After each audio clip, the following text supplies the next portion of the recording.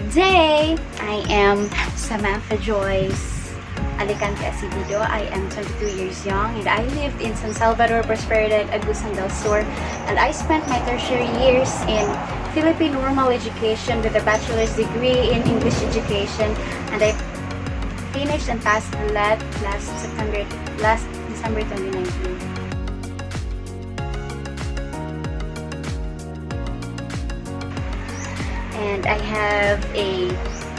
And I am a wife, and I have one beautiful daughter.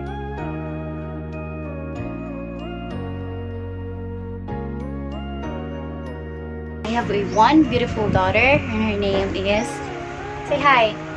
Her name is Kanagale Kirsten. Say good morning. Say hi. Say hi. Hi. Hello. Say bye-bye.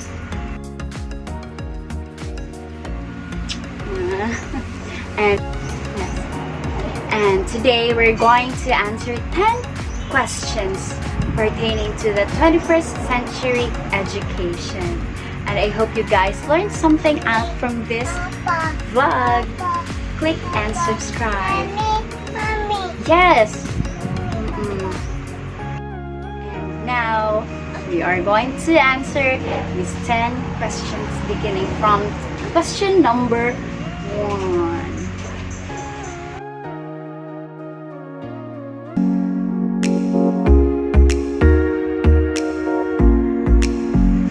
Nobody is perfect, so I think I would rate myself 8/10. The concept of traditional literacy revolves around the basic skills, which include reading, writing, listening, speaking, and among them is critical thinking. The aforementioned literacies, which most of us embodies it, are the fundamentals. We are equipped, and we learned it, and we honed it over time. Even in the presence of 21st literacies, we should not separate, or we cannot live without these literacies.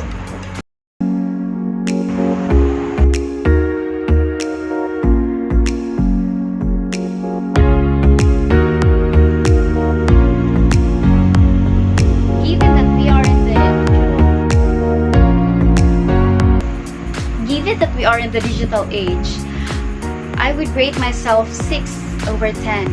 Because in this era, there are various and numerous forms of literacies that emerges over time that we need to apply for us to be globally competitive.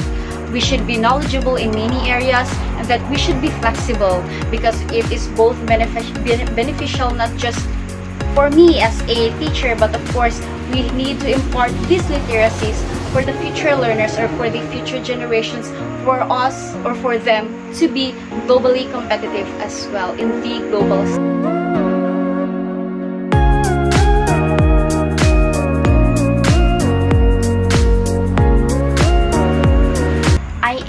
For digital literacy, because for me it is very essential, especially in this information-driven era, and everything is just a click of a hand. We must learn how to use these electronics appropriately and wisely, because I myself heavily rely on the internet, especially in these trying times.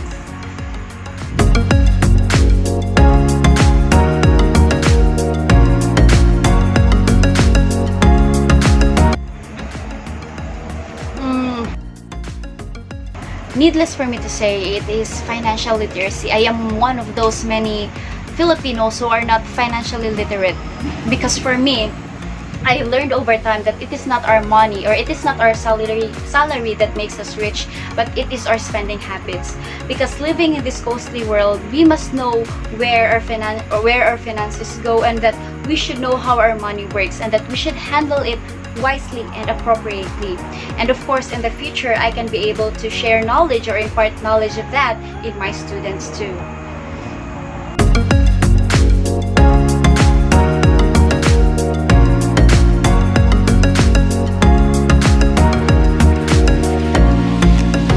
Not only because it is needed to be added in the subjects or in the lesson, but it is so essential, important, and valuable for the teachers and students as well. English curriculums should be integrated and interdisciplinary. I remember before, way back, when I was still an intern in a certain school, the group of English teachers collaborated or shared knowledge as to what ways can they adjust or add it these literacies in the new curriculum in English. And yes, needless for me to say, the output is very different and it is very positive. And yes, having those literacies added in the lessons, especially in the English curriculum, they tend to the horizon of learning expanded in all aspects.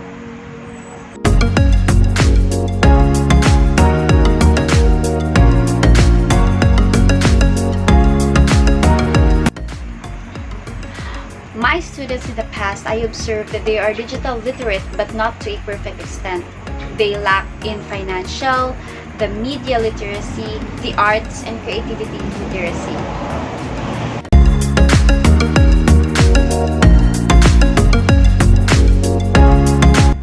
For me, living in this new era, new normal of education, I think all of it naman is beneficial for the students and the learner, for the students and the teachers.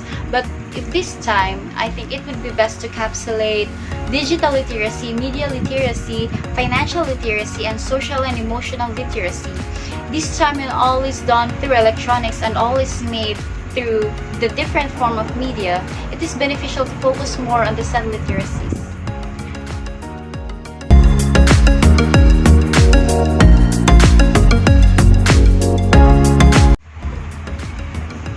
Not 100%, but almost.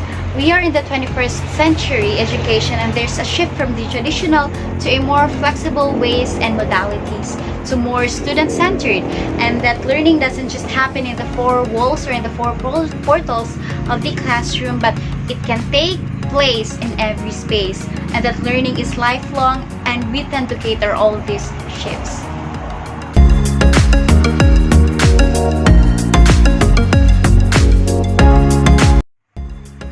What is evident before the pandemic were the integrated and interdisciplinary technologies and multimedia, student-centered, and the global classrooms. The curriculum anticipated these attributes that are deemed to be very beneficial and necessary, and that those aforementioned critical attributes of 21st century education were just dominant ones.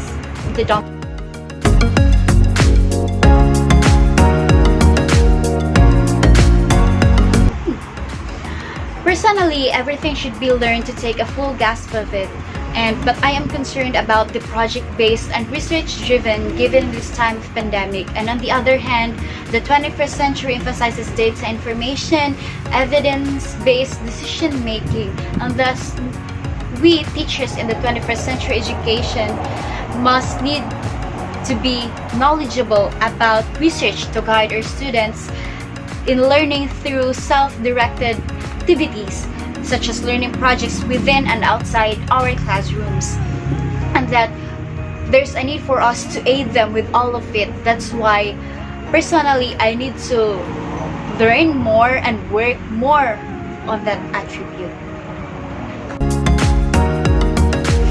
So that's all for our question and answer portion, and thank you for watching, and I hope you do like and subscribe and leave a comment. Thank you!